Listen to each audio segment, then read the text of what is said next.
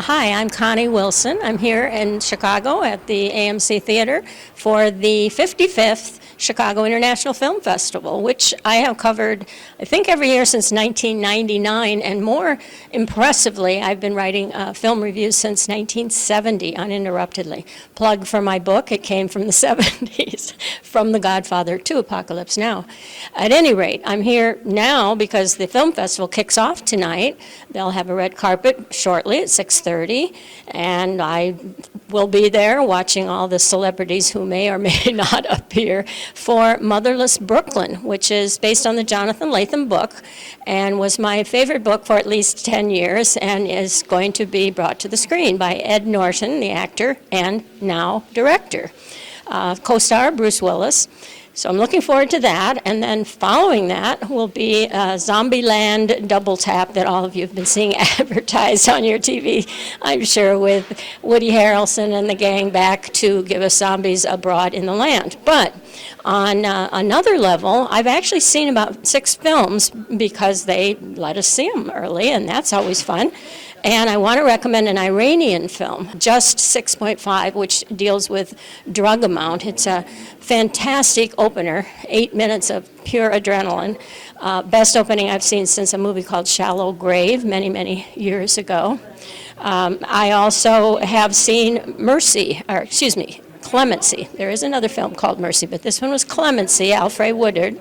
She is the warden, female, black prison warden, and has to preside over the execution of not one but 2 inmates. Take a lot of booze for that one. That one's a bit of a tough go, but it won at Sundance. It was a big favorite at Sundance, and I saw The Whistlers, which is going to be the official Czech Republic entry for the Academy Awards. Very strange movie about learning a obscure Aborigine whistling language so that crooks can communicate. I wasn't as high on it as the others were or seemed to be. It was okay. And I did watch an hour of interviews because it played Cannes, and I watched the director talking about it and how he came up with this bizarre idea. And it's a pretty bizarre film overall. A little hard to follow, but well done. Another one I've seen. This I really liked. I'm not sure whether I liked the ending, but it's a beautifully, professionally done film from South Africa for horror buffs, and it is called 8. But they had to add a South African horror tale. They couldn't just call it 8, which was their goal. It's just such beautiful cinematography. That's really the best part.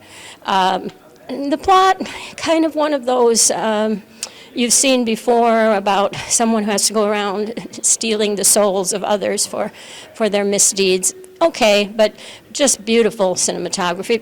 Very good acting from the lead, who is an African villager in the film. Female leads not quite as strong, but a little girl named Mary, plot name. She's a very pretty little girl. Could have been a little stronger in her acting, but I read it was her very first film, and certainly it's a lovely film. Very, very professional. And there's going to be a Chicago horror movie called Girl on the Third Floor. Now, that one I have not seen, but it's all Chicago people, and they're floating around and available for interviews, and I'll be seeing that one late at night. I think tomorrow night, if I'm not mistaken. They start at like 10:30, 11 at night. Others on my list, Ford versus Ferrari. I'm sure you are aware of the ads running with Christian Bale and Matt Damon. This is how Ford wanted to go up against Ferrari and challenge them in the racing world. Good idea.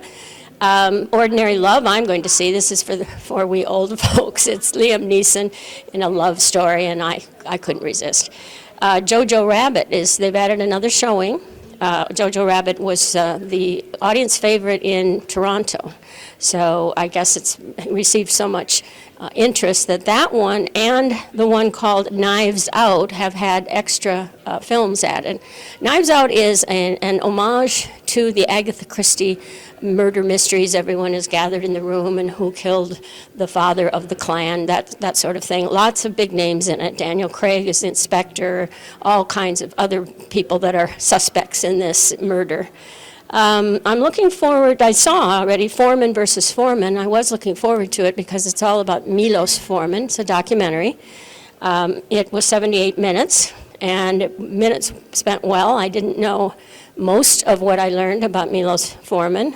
Was not aware of his rather tragic past. And I enjoyed it. It was pretty good. I would recommend that one as well if you like documentaries. Later in the week, I've been told that Love Child is a good one. Haven't seen it, but I'm looking forward to it. And I will be taking on the Seberg one. Don't know about that one, but Jean Seberg was from Marshalltown, Iowa. We all probably, if we're old enough, we remember that she was selected in a huge talent search to play Joan of Arc. And then life went into the dumper after that. I think she had a very untimely end, and it was sad, and there's a big story behind the name. Beyond that, I'm going to see whether I can make it through the entire run of The Irishman, 3 hours and 40 minutes. That one could be a little rough. It's going to be on Netflix almost immediately in November, so the smart thing probably would have been to wait. But I'm going to try to sit through all the way through The Irishman, unless I leave to see Vast of Night, which looked really good, about mysterious signals coming over the radio, and all of the people in it are going to investigate. And that one is going to interrupt the end of The Irishman, so there'll be a decision made then. The Apollo, they'll be showing The Apollo to jury members and critics one morning coming up, and I'm looking forward to The Apollo, which is about the Apollo in Harlem. Others I am looking forward to but haven't seen. Marriage Story, that's supposed to be a big one for the Oscars. And it is, as its name suggests, about a marriage coming apart under the influence of pressure with Scarlett Johansson and Adam Driver. And I will be trying to see if I can find anything more out about several films that I've requested screeners for. The screeners I have actually seen would include the South African Horror Story, as mentioned, and which is good. I got a little bit of a jump on that one. And of course, Clemency. There is another one that is going to be playing, which I will be taking in, called Just Mercy. So excuse me when I get these mixed up, but every year there's one word that repeats. It's either mercy or justice or knives, and then there's 10 films with this word in the title. Just Mercy, I believe, is the Jamie Foxx one, and the new hot star off of, Michael B. Jordan is going to be trying to get Jamie out of prison for the crime he has supposedly committed, probably has not committed. Another one I'm going to take in, which may or may not be good, but I plan to see A Thief's Daughter. That's a foreign film, 102 minutes. Looked interesting, and the write-up was interesting. So if you're interested in seeing or hearing any of my reviews, you can go to my blog, which is weeklywilson.com, or you can also look on the movieblog.com.